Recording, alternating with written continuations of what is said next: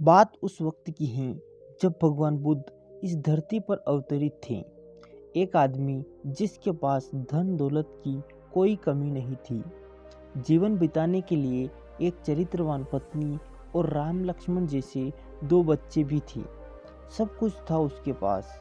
फिर एक दिन उस आदमी के मन में भगवान को पाने की लालसा जगी। उसने सोचा, मैंने बहुत सारा धन कमा लिया, अब कभी भी धन की कमी नहीं आएगी और धन के अलावा भी मुझे किसी भी चीज़ की कोई परेशानी नहीं है।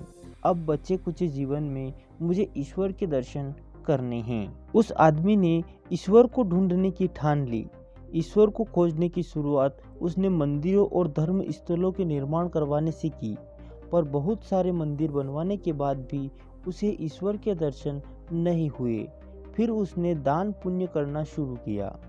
उसने अपने खजाने से बहुत सारा धन दान पुण्य में लगा दिया, लेकिन फिर भी उसे ईश्वर के दर्शन नहीं हुए। फिर उस आदमी ने सोचा कि अब मुझे बड़े धामों की तीर्थ यात्रा करनी चाहिए। उस आदमी ने बहुत से तीर्थ धामों की यात्रा की एवं उनके दर्शन किए। ऐसे ही उसे 20 साल गुजर गए और उस आदमी को कहीं भी ईश्वर नहीं मिले। भगवान को पाने की कोशिश करते करते वह इंसान थक गया और आखिरकार एक दिन महात्मा बुद्ध के पास पहुंच गया और कहने लगा कि हे बुद्ध, मैं 20 सालों से ईश्वर को खोज रहा हूँ, पर मुझे ईश्वर कहीं भी नहीं मिले। क्या आप मुझे ईश्वर को पाने का कोई मार्ग दिखा सकते हैं? उस आदमी की बातों को सुनकर महात्मा बुद्ध उससे पूछने लगे कि ईश्वर को खोजना कोई बड़ी बात नहीं है, वो तो बड़ी ही आसानी से मिल जाते हैं।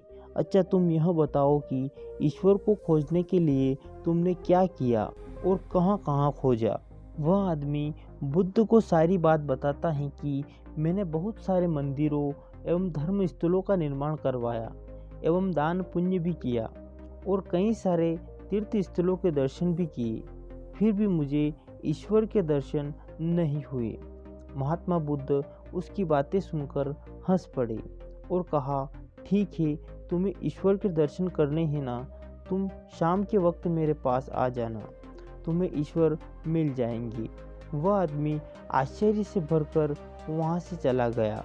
वह सोच रहा था कि बुद्ध मुझे कैसे ईश्वर के दर्शन करा सकते हैं। फिर कुछ देर बाद संध्या होने को आई, पर महात्मा बुद्ध संध्या होने से पूर्व कुछ ढूंढ रहे थे। उनके शिष्यों ने आकर पूछा कि हे बुद्ध, आप क्या ढूंढ रहे हैं? महात्मा बुद्ध ने कहा कि मेरे पास एक कीमती मोती था, परंतु वह कीमती मोती खो गया है, उसे ही ढूंढ रहा हूँ।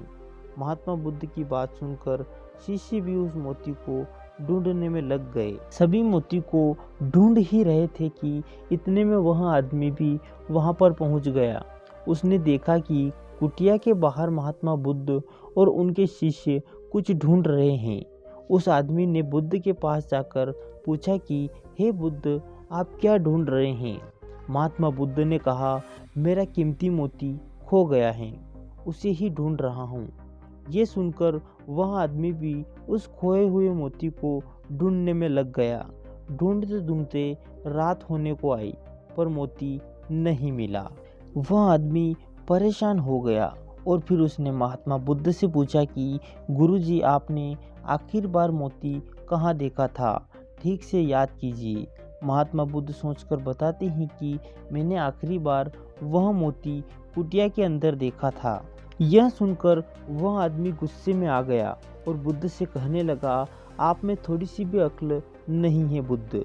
अगर मोती आपकी कुटिया के अंदर गुम हुआ है तो कुटिया के अंदर ही मिलेगा ना, बाहर थोड़ी मिलेगा। आप सब बेकार में इधर उधर ढूंढ रहे हैं और मुझे भी अपने साथ ढूंढवा रहे हैं। आप अपना समय तो व्यर्थ कर ही रहे हैं और दूसरों का भी समय व्यर्थ कर रहे हैं।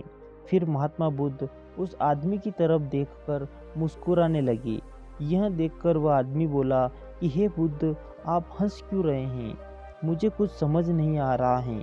महात्मा बुद्ध बोले, मैं तुम्हें यही तो समझाना चाहता था कि जिस ईश्वर को तुम 20 सालों से बिना सोचे इधर उधर ढूंढ रहे हो, तुमने उसे कभी अपनी अंदर की कुटिया में देखा ही नहीं। ईश्वर कभी खोजने से नहीं मिलते हैं, उसके लिए तन और मन दोनों पवित्र होना चाहिए, तभी ईश्वर के दर्शन होते हैं। अगर तुम ईश्वर के सच्चे दर्शन करना चाहते हो तो इधर उधर भटकना छोड़कर अपनी अंतरात्मा में ध्यान लगाओ। ईश्वर तुम्हें वही मिलेंगे। अपने अंदर के ईश्वर को तुम देख लोगे तो तुम्हें हर जगह, हर इंसान में तुम्हें बस ईश्वर ही दिखाई देंगे।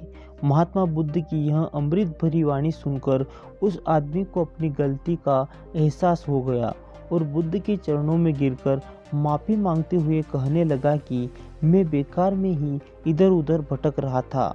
वास्तव में तो ईश्वर हमारे अंदर ही होते हैं।